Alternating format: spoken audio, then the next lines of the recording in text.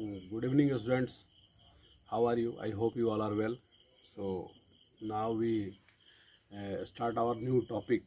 Our topic is factors of soil formation. हम लोग को ये जानना है कि जो सॉइल है, हम लोग सॉइल पढ़ रहे हैं, हम लोगों ने सॉइल के बारे में पढ़ा, सॉइल क्या है और कैसे उसका फॉर्मेशन होता है हम लोग को भी जानना है। तो इसमें हम लोग को देखना है कि सॉइल के फॉर्मेशन के पीछे कौन कौन से फैक्टर्स है, कौन कौन से कारक हैं। देखिए the major factors of soil formation, ये आपका पेज नंबर 13 है, आपके चैप्टर 2 का पेज नंबर 13 है। टेक्स्ट अगर होगा तो आप लोग निकाल लीजिएगा। The major factors of soil formation are the nature of the parent rock and climatic factors. आपको कल मैंने जो सॉइल प्रोफाइल बताया था उसमें आपने देखा कि नीचे जो सबसे जो आपका जो पार्ट है सॉइल प्रोफाइल का वो आपका पेरेंट रॉक का है। तो पेरेंट रॉक जो है वो भी बहुत ज़्यादा मतलब आपका महत्व रखता है, हाँ, मतलब सॉइल फॉर्मेशन के लिए। तो इसमें दिया है कि the major factors of soil formation are the nature of the parent rock and climatic factors. जो आपका क्लाइमेटिक फैक्टर है, जलवायु भी कारक होता है, क्योंकि आपका जलवायु के कारण आपका मान लीजिए अगर हॉट जलवायु है या रेनी जलवायु है या कोल्ड जलवायु है, तो इस सब का भी आपका जो है इन्फ्लुएंस जो है वो आपका सॉइल फॉर्मेशन में पड़ता है। और साथ साथ पेरेंट रॉक जो है, जो नीचे का जो पेरेंट रॉक मतलब जो जनक सेल जिसको बोलते हैं, उसके हिसाब से भी डिसाइड होता है कि उसके ऊपर में किस प्रकार का किस प्रकार का सॉइल होगा। अगर पेरेंट रॉक के अंदर मान लीजिए आपका अगर इग्नियस रॉक हो, ठीक है, अगेनस्ट सेल जिसको बोलते हैं, या मेटामॉर्फिक हो, तो जाहिर सी बात है कि उसके टूट फूट से आपका जो सॉइल बनेगा वो ब्लैक सॉइल बनेगा। और भी मतलब ये रीजन्स होते हैं और क्लाइमेटिक कारण भी होता है। आगे लिख रहा है कि other factors are the topography. और दूसरा फैक्टर्स क्या है? टोपोग्राफी है, इसका फैक्टर्स है role of organic material and time taken for the composition of soil formation. Topography मतलब मैंने पिछले ही चैप्टर में आपको बताया था, ये टोपोग्राफी का मतलब होता है स्थलाकृति। जाहिर सी बात है कि जो स्थल की आकृति है उस हिसाब से आपका जो है सॉइल हम लोग को मिलता है। जैसे मान लीजिए माउंटेन वाला एरिया है तो उसमें आपका जो सॉइल मिलेगा वो आपका अलग टाइप का सॉइल मिलेगा। जो प्लेन्स है, प्लेन्स के अंदर जो आपका जो समतल मैदान है वहाँ पे सॉइल आपका अलग मिलता है, देखते हैं एलुवियल सॉइल मिलता है। डेक्कन प्लेटू में आप जाओगे तो आपको अलग टाइप का सॉइल मिलेगा। तो कहीं ना कहीं जो स्थलाकृति है, जो टोपोग्राफी है, जो बनावट है हमारे देश की या मतलब कहीं भी लैंड फॉर्म्स की, वो भी आपका डिसाइड करता है किसी सॉइल के निर्माण में कि वहाँ कौन सा सॉइल होगा। रोल ऑफ ऑर्गेनिक मटेरियल, और साथ ही साथ आपको जो जैविक पदार्थ होते हैं, ठीक है, जिसके कारण आपका ह्यूमन्स कंटेंट हो पाता है उसमें, वेजिटेशन और आपका जो फ्लोरा फाउना जो होते हैं, इन तमाम चीज़ के सड़ने गलने का जो आपका भूमिका होता है, रोल होता है, ये भी आपका मतलब कि रीज़न होता है। और time taken for the composition of soil formation, ये तमाम जो रीजन्स है जिससे आपका सॉइल का फॉर्मेशन होता है। और all this differ from place to place. और ये जो आपका है हर जगह के हिसाब से अलग अलग होता है, हाँ, ये तमाम जगह अलग अलग, इसलिए अलग अलग जगह अलग अलग सॉइल पाए जाते हैं। क्योंकि मैं आपका देखिए वो उसमें दिया हुआ है सॉइल को लेकर के कि सॉइल के लिए कौन कौन सा चीज़ क्या रोल है। देखिए बीच में सॉइल लिखा हुआ है और आपका बगल में दिया है parent rock determine colour, texture, chemical properties, mineral content, permeability. देखिए पेरेंट रॉक जो है जनक सेल है। पेरेंट रॉक मतलब समझिए कि आप जो आपका सॉइल प्रोफाइल है उसका सबसे नीचे का जो बेस है, बेसमेंट उसका है, वही पेरेंट रॉक है। तो पेरेंट रॉक का मतलब जाहिर सी बात है जनक सेल, मतलब उस पेरेंट रॉक ही मतलब उसकी जो रोल है वही बहुत महत्वपूर्ण है कि उसमें जिस प्रकार का रॉक होगा उस प्रकार का ही आपका ऊपर में सॉइल होगा, ठीक है, उसके इन्फ्लुएंस में रहता है। तो उसके कारण क्या वो तय करता है पेरेंट रॉक, वो कलर तय करता है कि इसमें कौन सा कलर होगा, ठीक है। टेक्सचर, अगर मान लीजिए आपका पेरेंट रॉक में इग्नियस रॉक रहेगा नीचे, ठीक है, तो जाहिर सी बात है कि वहाँ पर अगेन सेल के कारण आपका लावा वगैरह से वो मिल के बनता है, तो वहाँ पर ब्लैक सॉइल हो सकता है आपका। और भी अदर सॉइल्स जो मतलब उससे मिले जुले हों उस तरह के बनेंगे।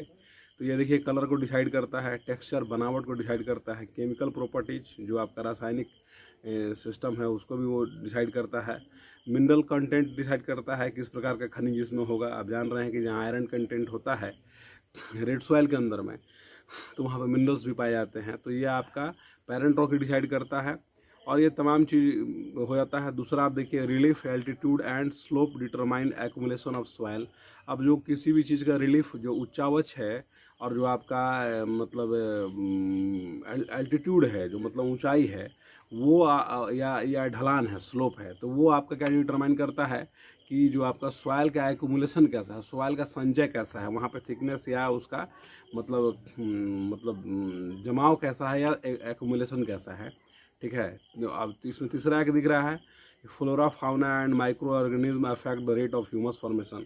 अब जो प्राणी जात है, वनस्पति जात है, हाँ, ये सब डिसाइड करते हैं। जो आपका सूक्ष्म जीवाणु है वो भी डिसाइड करता है कि यहाँ जो आपका मतलब सॉइल है उसके अंदर ह्यूमस कंटेंट कैसा है या नहीं है। Climate temperature, rainfall influence rate of weathering and humus.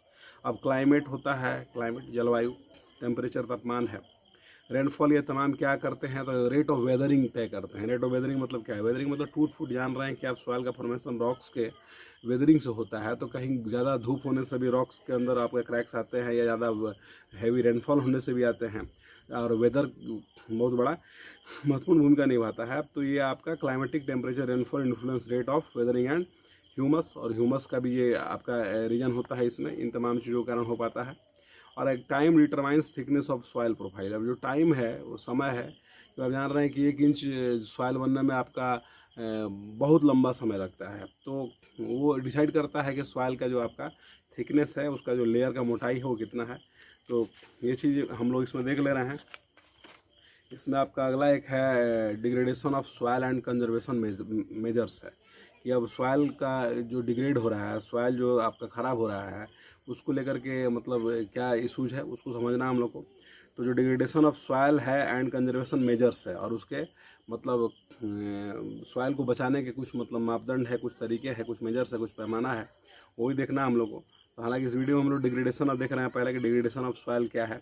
तो soil erosion are and depletion are the major threats of soil as a resource. अब सॉइल इरोजन जो है या डिप्लेशन है, उसका मतलब आपका क्षरण या आपका उसका इरोजन, जो अपर्दन होता है, सॉइल जो बह करके चला जाता है, ये सब आपका मेजर चिंता का विषय है। हाँ, इस कारण से सॉइल जो है आपका मतलब सॉइल का डिग्रेड होता है, सॉइल खराब होता है। देखिए, both humus and natural factors can lead to degradation of soils. अब जिसके लिए 2 कारण आपका जिम्मेवार है, बोथ ह्यूमस नहीं, ह्यूमन होगा। Both human and natural factors can lead to degradation of soil. अब ह्यूमन जो है, ह्यूमन का एक्टिविटी के कारण भी आपका सॉइल डिग्रेड हो रहा है, हमारे क्रियाकलाप से भी तो हो रहा है। माइनिंग वगैरह बहुत कुछ हम लोग करते हैं, तो क्या होता है, उससे सॉइल इरोजन होता है ना जी। हाँ, फॉरेस्ट काट रहे हैं हम लोग, हाँ, डिफोरेस्टेशन कर रहे हैं, तो क्या किसका काम है? वो प्रकृति थोड़े अपने पेड़ काट लेता है, हम लोग काटते हैं। तो कहीं ना कहीं हम लोग जिम्मेवार है। साथ में नेचुरल फैक्टर्स भी कुछ इस तरह के हैं जिसके कारण आपका कि सॉइल डिग्रेड हो रहा है। Factors which lead to soil degradation are deforestation. कौन कौन से कारण है जिसके कारण आपका सॉइल डिग्रेड हो रहा है, हम लोग ये जानना है। तो इसमें डिफोरेस्टेशन एक कारण है, जिसको हम लोग मतलब वनोन्मूलन बोलते हैं, जिससे वन कटता है, जिससे जो लैंड के लेकर के था वही आपका सॉइल को लेकर के है। ठीक है, तो डिफोरेस्टेशन हो गया, ओवर ग्रेजिंग हो गया, अति चराई। हाँ, जो हमारे लाइव स्टॉक्स हैं वो सब लोग मतलब मान लीजिए घास वगैरह चलते हैं, और घास क्या है, जो वेजिटेशन वनस्पति है, वो सॉइल को पकड़ कर रखता है, उसके रूट को, और वो चर जाता है जड़ से। तो क्या होता है, वो उसका जो टॉप सरफेस है वो खुला हो जाता है, तो विंड के माध्यम से या आपका वाटर के माध्यम से वो धुल करके बह जाता है। Over use of chemical fertilizers, और ये भी होता है, अगर मान लीजिए हम लोग प्रोडक्शन बढ़ाने के लिए बहुत ज़्यादा केमिकल फर्टिलाइजर्स का यूज करते हैं, तो ओवर यूज अगर करेंगे हम लोग इसका, तो जाहिर सी बात है कि आपका उसके कारण भी आपका नुकसान होगा। हाँ, अति सर्वदा मतलब सर्वत्र वर्जते। ठीक है, पेस्टिसाइड्स, ये तमाम चीज़ कारण है। रेन वाश, बारिश होता है, कहीं मिट्टी धुल कर चला जाता है। Landslides and floods. लैंडस्लाइड्स तो हम लोग पिछले टॉपिक में पढ़े हैं, भूस्खलन क्या होता है, तो वो भी कारण है। फ्लड्स, बाढ़ के कारण भी होता है, बहुत जगह मिट्टी कटाव होता है, आपके बहुत तरह के अलग अलग स्ट्रक्चर भी आपके फॉर्मेशन हो जाते हैं। तो ये हमारा डिग्रेडेशन है। ठीक है, और अगला जो हम लोग का वीडियो होगा उसमें हम लोग आपका कंजर्वेशन मेजर्स के बारे में जानेंगे। और मेरे पास एक वीडियो है, क्लास 10 का है हालांकि, मगर उसमें आपका ये लैंड सॉइल कंजर्वेशन का मेजर्स जो आप में दिया हुआ है सेम टू सेम वही दिया है। हो सकता है कि उसके लिए वो वीडियो मैं आपको भेज सकता हूँ। तब तक के लिए